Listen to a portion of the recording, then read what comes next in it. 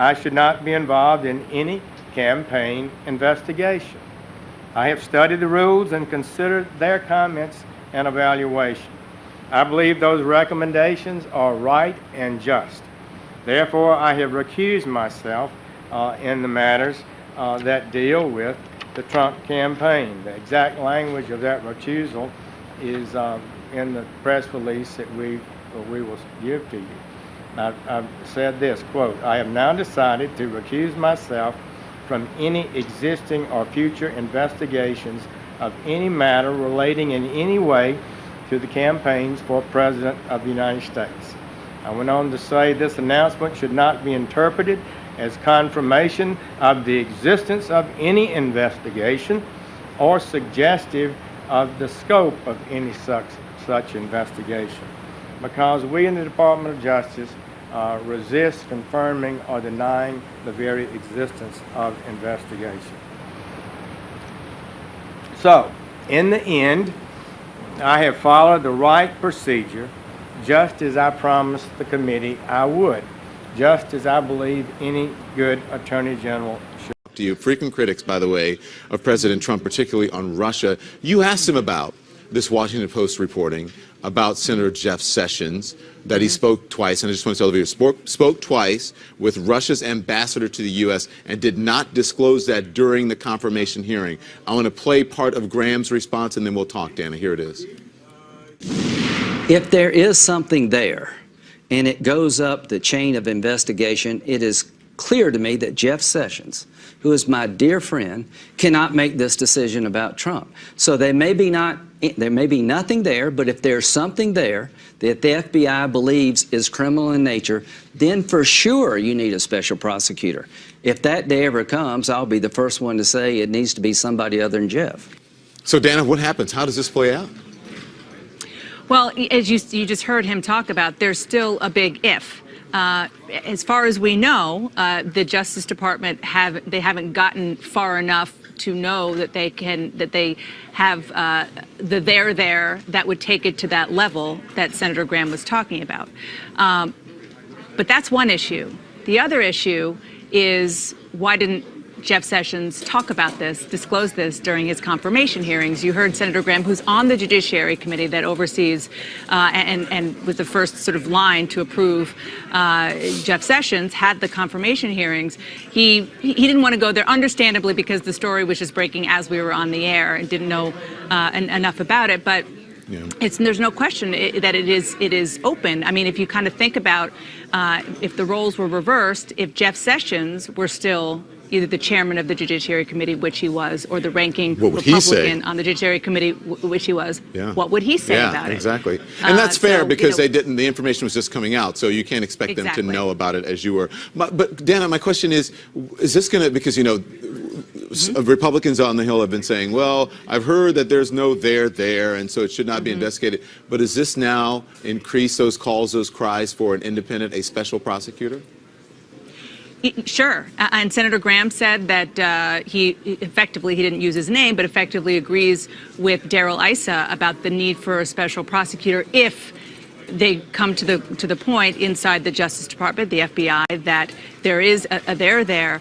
But I think separate from that, Don, there is no question, and Senators Lindsey Graham and John McCain made abundantly clear today that the investigation, they're going to make sure that the investigations on Capitol Hill, particularly within the Intelligence Committee, are robust. The House, you know, is its own beast, but in the Senate, the Intelligence Committee is stacked in such a way that you have Republicans. Senator McCain is what's called an ex officio member, so he can go on to the committee and be a part of the investigation, maybe even vote if he'd like to. But there are other sitting members, Senator Susan Collins, Senator Marco Rubio, and others. These are Republicans in the majority, party, making sure, they say, that this is going to be robust and be real. And when I say this, it is looking into not just what Russia did to try to meddle in U.S. elections, but also whether or not there were any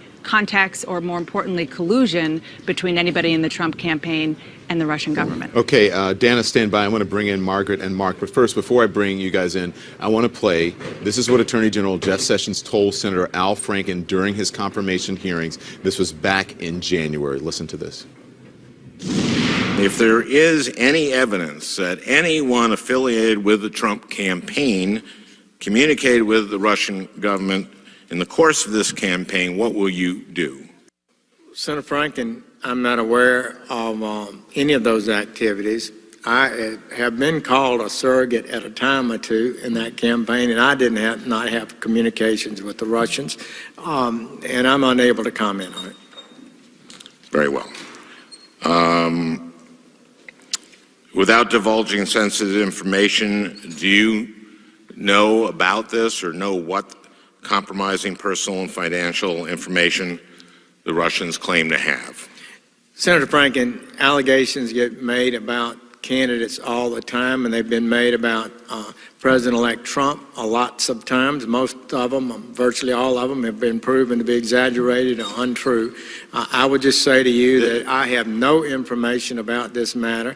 I have not been in on the classified briefings, and I'm not a member of the Intelligence Committee. So I'm just not able to give you any comment on it at this time. So, Margaret, you've heard that. As a Republican consultant, first of all, what are your thoughts on this? Is this bad? Optically, it's terrible. I mean, this is what's so interesting is the story's just breaking. So if we're going to be really generous, and as a Republican, I like Jeff Sessions. I'm glad we have a Republican administration office.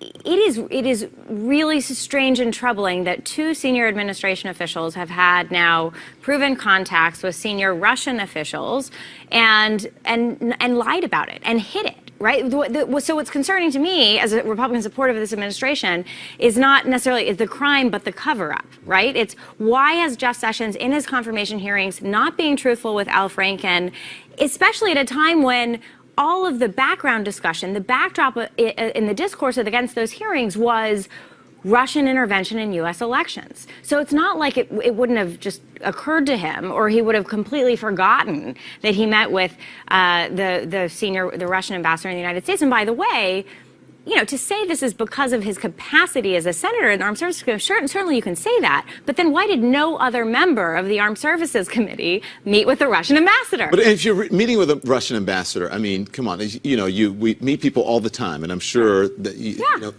But if you meet an ambassador and someone who is a spy, whether you know they're a spy or not, or consider that, wouldn't you kind of remember? Well, that's not the. I mean, it's not. Look. We don't. Whether he's a spy or not, Jeff Sessions. If you meet with a Russian ambassador, wouldn't you senior remember? member of the. I believe he. It is very typical for him to meet with many ambassadors, many people all the time. But certainly, it's not like you're meeting with the UK ambassador, right? We have sanctions against Russia right now. We are in an escalating sort of 2.0 Cold War scenario with Russia right now. So meeting with Russia is, yes, Don, I think one would remember it. Mark Preston. So Dana says, and I think that the common wisdom is that the calls are going to increase for an independent investigation here, an investigative committee. So Jeff Sessions is going to be in on all of the information. He oversees the Justice Department and the FBI. Is it going to be incumbent upon him now to recuse himself from an investigation? I think Republicans would be smart to try to get him to recuse himself, only to protect themselves, because at some point they're going to have to step away from this and no longer be defending Jeff Sessions. Now, we don't know what was said, and the meetings could have been fine, and it was just, they could have been talking about anything, right? We don't know, and that's where the investigation has to go.